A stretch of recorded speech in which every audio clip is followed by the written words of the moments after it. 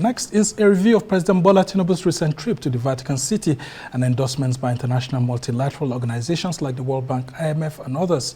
President Tinubu's visit to the Vatican to join other world leaders for the investiture of His Holiness Pope Leo has been widely applauded as a significant moment that shows Nigeria's evolving new approach to diplomacy. Now, to many, Tinubu's presence at the investiture of the Pope represents assurances that Nigeria's foreign engagements will no longer be inhibited by cultural and religious affinities, and that religious diplomacy has become a dominant factor going forward. And as Tinubu turns the first half of his first 4 years in office, he sure looks emboldened by external endorsements coming his way from the likes of the World Bank and the IMF.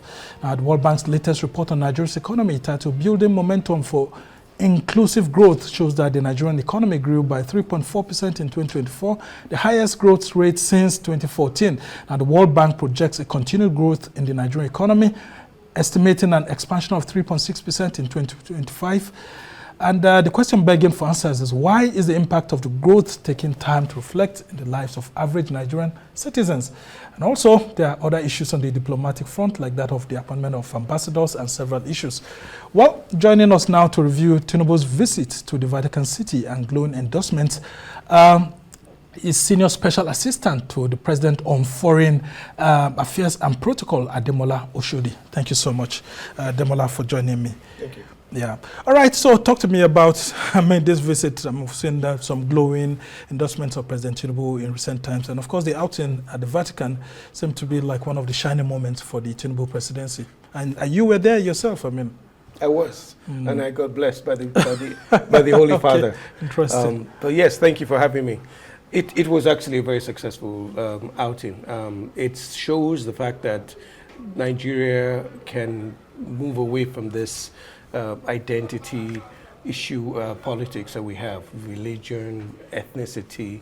It shows that the president of Nigeria is a Muslim, can not only be seen in that religion, but he actually represents the constitution of Nigeria. So it goes beyond just religious issues views. Of faith. Absolutely. And it's great diplomacy for Nigeria. It's Nigeria at a soft power era in more than anything else. People will see a Muslim president being invited to meet the Pope, investiture, taking pictures. It shows that the country is open, liberal, because we have this misconception, especially around the West. The American Senate marched earlier this year, wanted to sanction Nigeria for based on religious persecution issues. Absolutely. And all of that. And this goes a long way to say, look, the president, the head of state, is liberal, is conscious of this. But that's not to say that there are none of such issues. Yeah, though, but it shows that he goes beyond this parochial interest. Because even then, with this Muslim ticket that is, that was also very controversial. It shows that the president is not a parochial man. He sees the country as a constitution, not in religious views. And it's very important that that visit showed that. And as I said, it was extremely successful for Nigeria. All right, and it looks like the West is actually warming up to President Tinubu, unlike when he previously just came into government. People were suspicious of him. It looks like the international community is beginning to warm up to President Tinubu. Does that actually say a lot about his liberalism and then, a clinical look at issues that have to do with Nigeria's foreign image? It does, and it's as you said, I'm sure you're going to mention along the line about the ambassadors. The Nigerian president is the best ambassador Nigeria has had. This visit to the Vatican says it a lot. The subliminal messages that is sent to people around the world, even within Africa, that says, look, this country can be seen in a positive light, in a more softer light. And it's very good for investors. It's very good for people that want to drop money in Nigeria and say, it's not that bad. We have a president that is focused looking. Yeah, but the president can't do that alone. That's why we also need some of these ambassadors. And that issue has been dragging, and people are saying it's a blight on Tinubu's capacity as a leader who wants Nigeria to have a better foreign image. For 2 years on now, refusing to have ambassadors in place. I agree. The ambassador issue is a very contentious one. It doesn't take away the fact the great work the diplomats are doing around the missions around the world right now. But I would tell you right now that we have a very major domestic agenda, whereby we are restructuring the Nigerian economy, that we're putting things in place for security, and we're investing in the future. We're meeting our economic and financial needs. And I would say I don't know how the president is judging it, but that is a priority.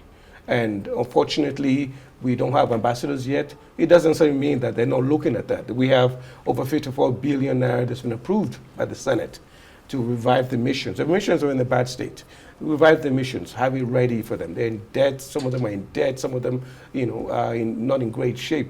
Revise the mission, get them ready for the ambassadors and their family and other important diplomats there. So I think it's a priority, and the priority right now for the president is that domestic agenda. Okay. And it's important that it also reflects eventually on our foreign.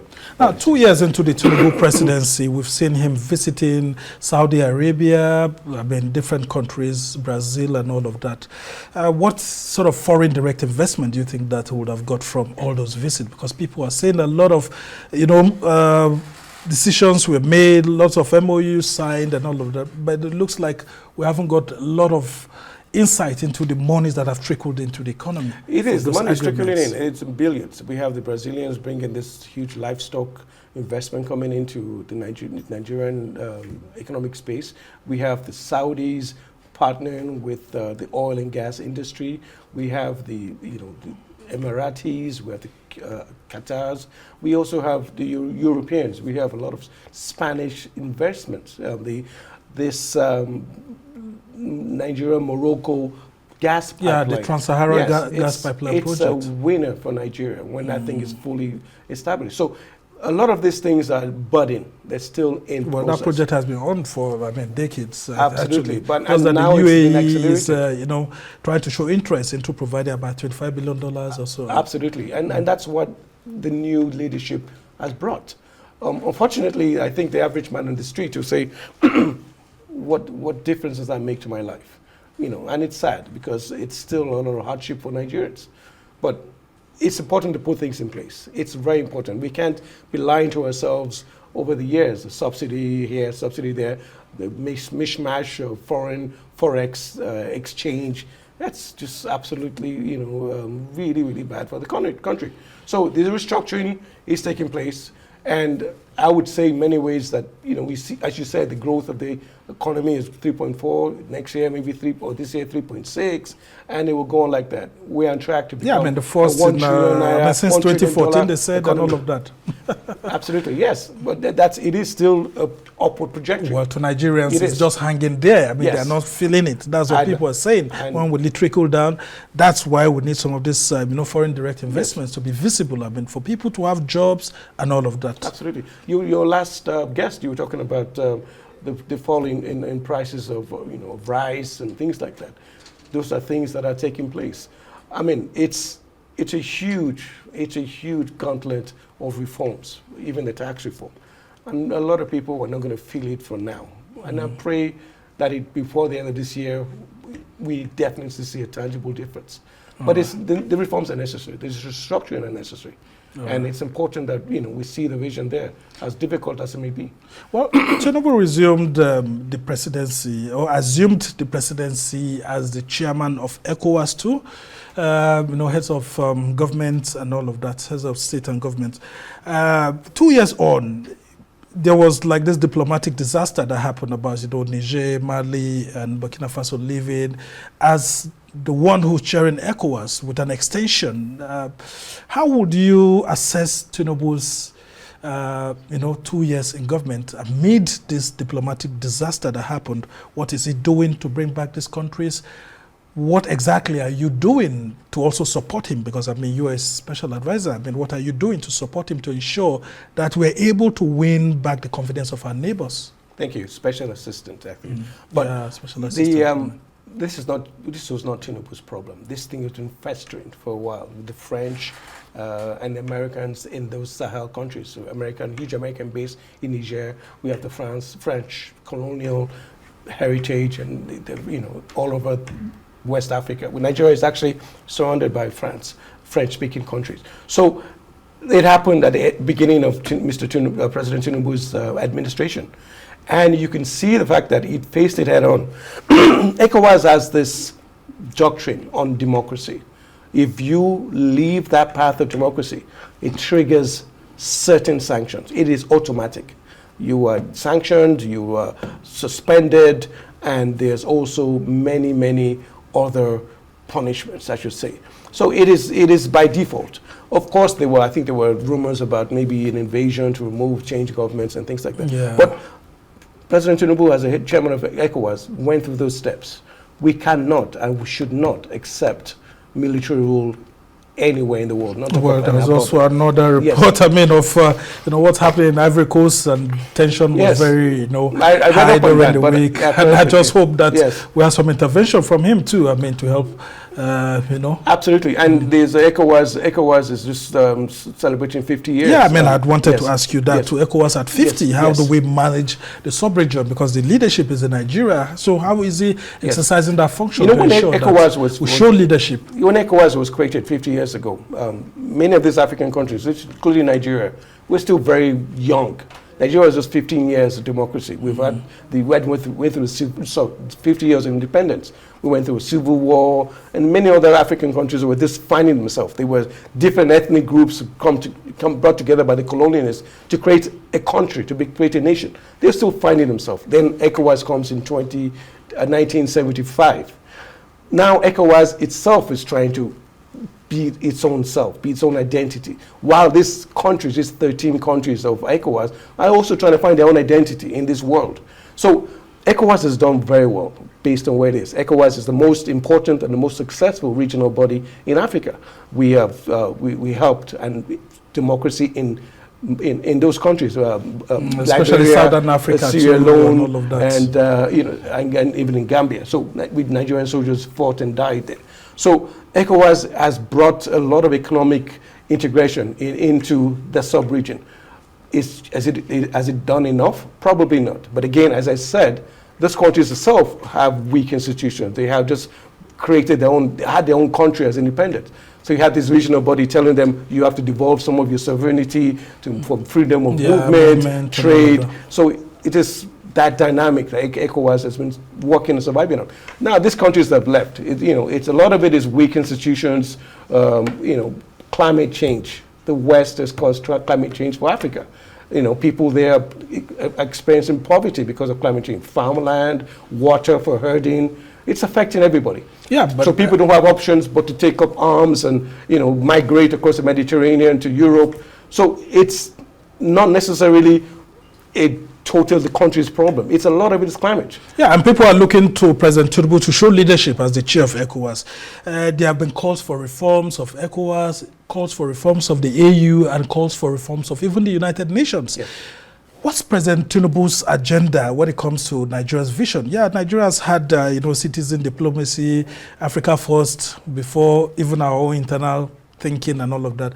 What's his general outlook when it comes to the calls for reforms on this regional, continental, and then international bodies? Well, his tenure as chairman of ECOWAS has its own limitations and its own even expiry dates, I should say. It's not like being a leader of a country. Yeah, but of course you also have to champion reforms. And I think he is. People are calling for those reforms. We are pushing, I know with the Minister of Finance is pushing the ECO, the West African currency that we're trying to promulgate it. So that is also very important. But right now, survival, I would say, is the most important thing. We have 3 countries that are left. We have other countries like Guinea that are not democratic, so it's important that Nigeria, with the leadership of President Bola Tinubu, keeps that union together.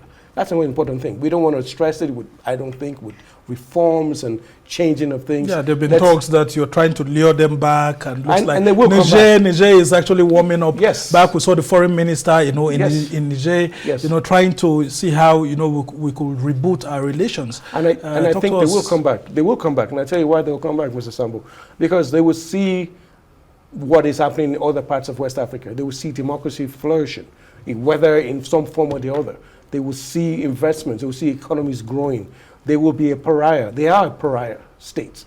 They are not invited to major places. They can't come with their sidearms, to the West. So they will see that their people will yearn for freedom, and they will see Nigeria, Ghana, Ivory Coast, it's already starting Gambia. with the Nigerian Absolutely. military head of state. Yeah, yes. Yeah, I mean, a lot of people are saying that looks like he's actually changing his posture. Maybe he may be visiting Nigeria, or President Tinubu visiting Niger. I mean, how I soon look do we hope to see that? I look forward to that. I really pray, look forward to that. All right, as we try to conclude this conversation, I won't leave you without talking about the domestic politics that took place in Rome with Peter Obi and President Tinubu and Kaide Fayemi. A lot of people were saying that, these two gentlemen were sort of like on the other side, while President Tinubu, they were all friends before, but now he's in government and it's a different politics altogether. You were there. What was like the atmosphere like? Did you actually have a hindsight into conversation? In politics, there's no permanent interest. No permanent friends. Enemy, Just permanent interest. I was there. Rome is first time in Rome. Beautiful city. I got blessed by the Pope in one way or the other because I was in the service. But it was good to see Nigerian leadership showing up and being represented. Nigerian leadership led by the president. He led the delegation. And meeting the other opposition members, especially Mr. Peter Obi, it was great. It was great for harmony. It sent a good message around Nigerians itself and says, look, this thing is not do or die. Yeah, you understand? And the president is not hating anybody, and the other person is not hating the president. They can come along and talk and discuss. Politics is not. And the hearty laughter that came out of absolutely, that. absolutely. I was so related myself. They created the atmosphere. Absolutely. I just hope it's not for the pictures and the cameras alone. Well, it's also for God. And it goes deeper. It's also for God. Especially because it's like in the presence of, God, holy sight and all absolutely. of that. But very quickly, as we celebrate Tinubu at 2, the government is celebrating Tinubu at 2, what should Nigerians be looking forward to at the foreign policy front for President Tinubu in the next 2 years that's left of the first term? A few things. First of all, Nigeria is a partner in BRICS, the global body that has Brazil, Russia, India, China, South Africa, Indonesia, and other, Turkey, all the other big countries. Nigeria is also seeking membership in G20. So it's a big bodies that Nigeria feels it has to be in. They provide mutual respect, tremendous trade opportunity, and also, very much also, gives Nigeria relevance. Will be on the table. If you're not on the table, then you're on the menu. All right, and I won't allow you go without asking you when President Tinubu will be meeting President Trump, like we saw Ramaphosa of South Africa having a conversation with President Trump at the White House. How soon are you engaging the Americans? Have you been doing that? Americans need us. You hope to have a White House invitation soon? Americans need us. They need us for security in West Africa, and they need us for leadership in Africa. Donald Trump has been a transactional president. The first African leader he invited to the White House in his first term was President Buhari. So we hope this will also be extended in at least an invitation to our president for him to speak on our views and our interest. All right, and that will be beautiful, actually. We must thank you so much. Ademola Oshodi is the Senior Special Assistant to the President on Foreign Affairs and Protocol, and of course, that's President Tinubu. We must thank you so much for your immense wealth of knowledge and understanding, and we all wish you guys well at the presidency as you mark your 2 years in government, and we hope to better challenges and questions from us journalists too as you begin the next part of the first term. Well, that's the much we can take on this edition of This Week. Thanks to our production team here in Abuja, Lagos, and London. Do join us same time next week for another exciting edition. I'm Sumner Sambo.